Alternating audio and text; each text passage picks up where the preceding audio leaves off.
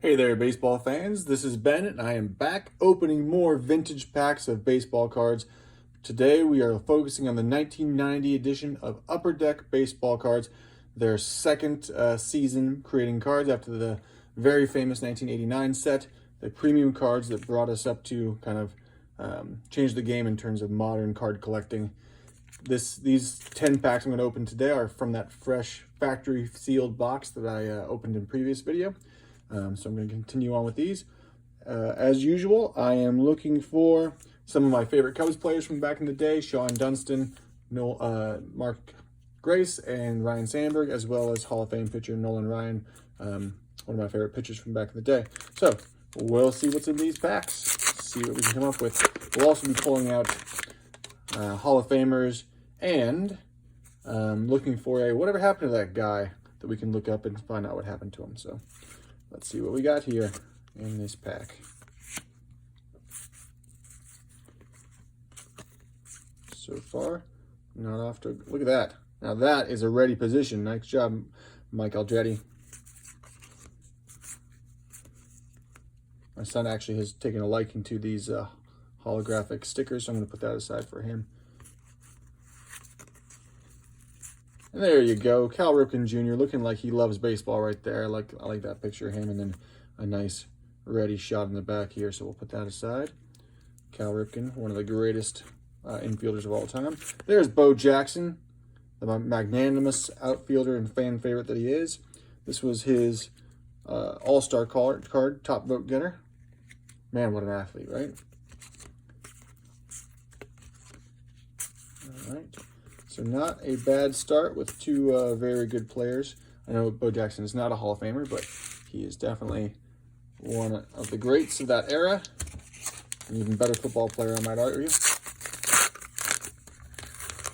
You always wonder what might have been with him if he wouldn't have hurt his hip the way he did in that game for the Raiders. Mark Lemke. You know, I was thinking about him. I see him a lot in these card packs, and I always just remember him from the 1991 Post Series with the Braves. I wonder what happened to that guy. There's another Braves. We got two Braves stickers right there. Dave Stewart. Great picture there. So not a very exciting pack. Oh, but we end it with Hall of Fame catcher Carlton Fisk, one of the all-time greats. We'll put him aside. All right. Still looking for one of those Cubs favorites or a Nolan Ryan that might pop out here. I'm trying to picture. I think I can remember what the 1990 Upper Deck Nolan Ryan card looks like. I think it's a profile picture of him, not in action, just kind of Sandy Alomar. That's the first time I've ever seen that card, actually. Great catcher there.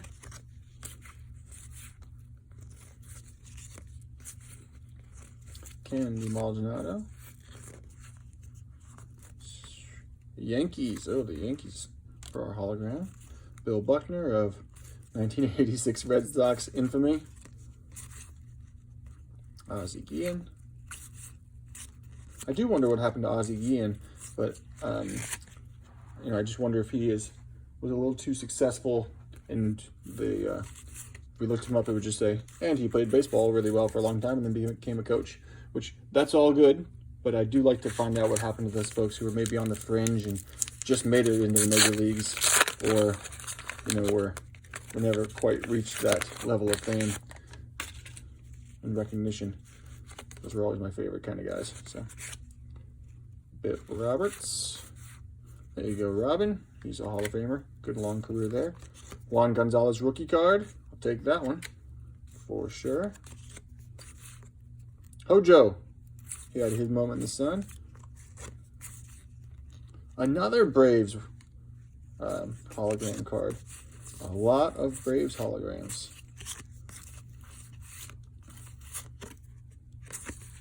Wait, who was this? Torey Lovullo. Honestly, I don't know that I've ever even heard of him.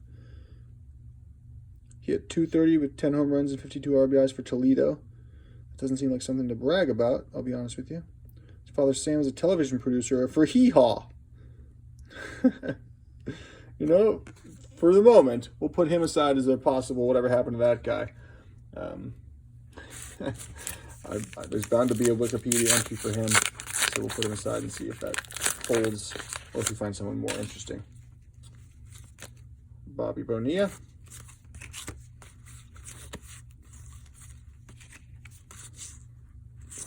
Bobby Bonilla is one of those guys where, depending on your threshold, either he makes this, put him aside, it's a great card pile, or he doesn't. For me, he doesn't quite make it. You know, Vince Coleman, though, for some reason does. I don't know why. I think everything I've read about him has not been positive, but he certainly had his handful of seasons where he was the best in the game at a certain thing. So here's our Cincinnati Reds hologram. Oh, there it is, our first Cubby, Mark Grace. Makes me happy. We'll put him aside right here. Add it to my personal collection.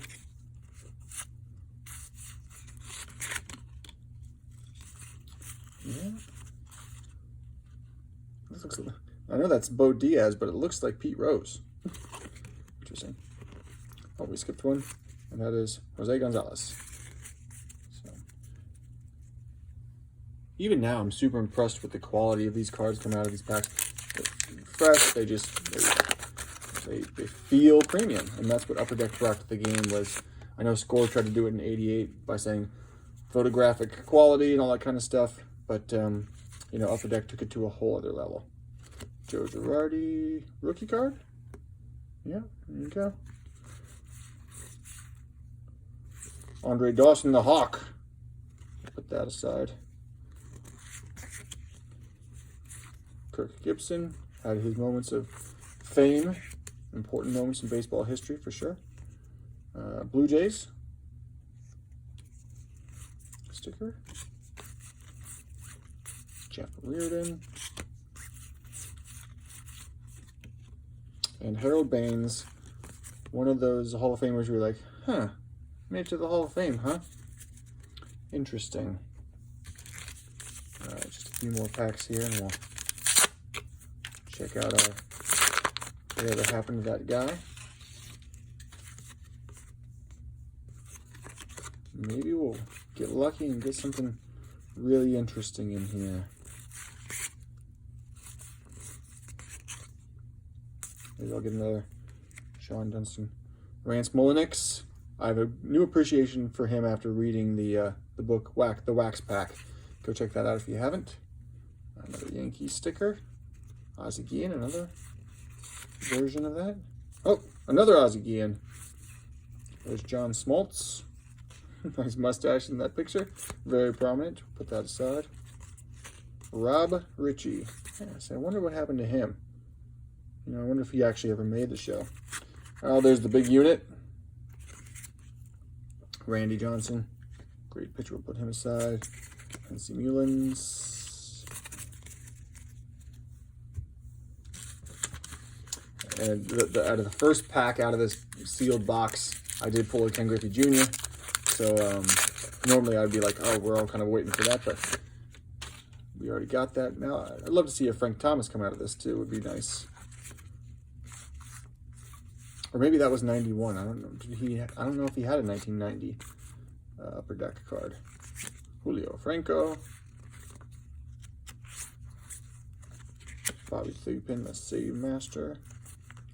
Astros. Nelson Leano. Steve Lake. And Larry Walker. We'll put him aside. That's, yeah, Larry Walker rookie card. Went on to great hitting fame.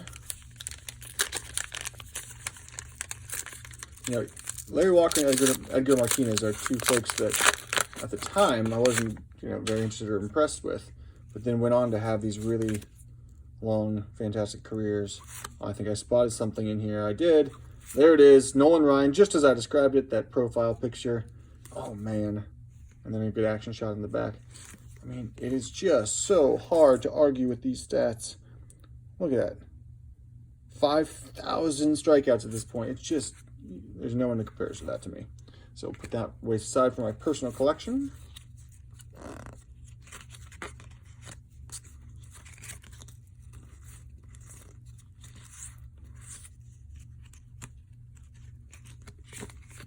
Mets sticker. These holographic stickers still are cool. I mean, even to my 40-year-old self instead of my 9-year-old self, I still think they're cool.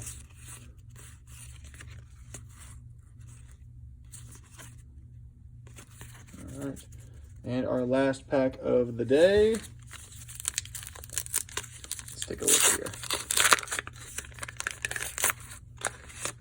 And I don't think there are any inserts in this set, which is also something that Upper Deck started doing the next season. But at this point, they were just upping the game overall with quality, and inserts were not a part of the deal. Oh, there's another Cal Ripken. Looking happy to play. Put that aside. Our Padres sticker. John Ace. Not sure why I said that like that. Just made me think of Chris Farley and Billy Madison. Mark Langston. And Joe Carter, who went on to win the 1993 World Series for the Blue Jays against the Phillies. All right, so let's take a look here at Torey Lovullo, knowing that his dad was a producer for Hee Haw, and he at least played 41 games in the Bigs with Tigers, but let's see if he made it anywhere else after that.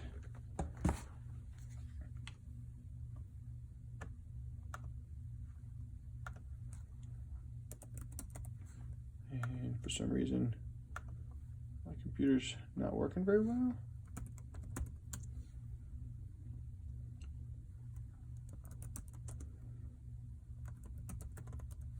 There he is. Oh no, he's going to have one of those stories of baseball player turned manager, which is good. Don't want to disparage that. It's really good that these guys can find success after their careers and stay in baseball.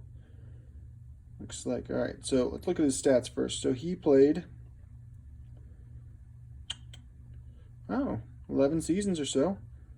Hit 224. Only 165 hits total, 15 home runs, 60 RBIs, 9 stolen bases. So not a great playing career for a lot of teams. Holy cow. And then went on as a manager and coach. Let's just take a quick look here.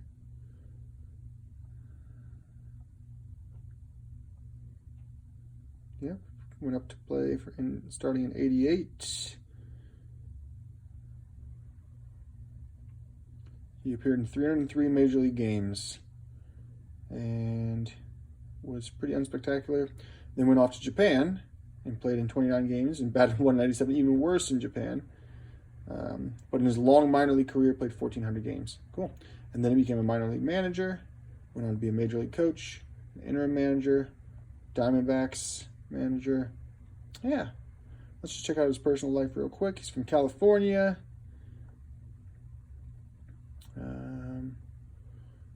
Small Schools Player of the Year in '83. Yeah. Also part of a basketball championship team in '81. Got his degree at UCLA. And his father was a producer and co-creator of the long-running syndicated television country comedy variety show Hee Haw and Hee Haw's Honeys. His dad was also a producer of other television shows and died in 2017. There you go. And Torey has one daughter and 2 sons. And his oldest son is now a professional baseball player. He's currently an infielder who plays in the minor league system for the Miami Marlins. So again, these guys that just love the game and just keep playing it, even if they didn't do terribly well as a player. He played a lot of games in the minors, a few games in the majors, and then successfully had a managerial career in the pros too, and passed that level along to his kids. So Torey Lovullo, hats off to you for making a career out of it. The rest of you, I will see you next time for some more wax pack opening. Bye.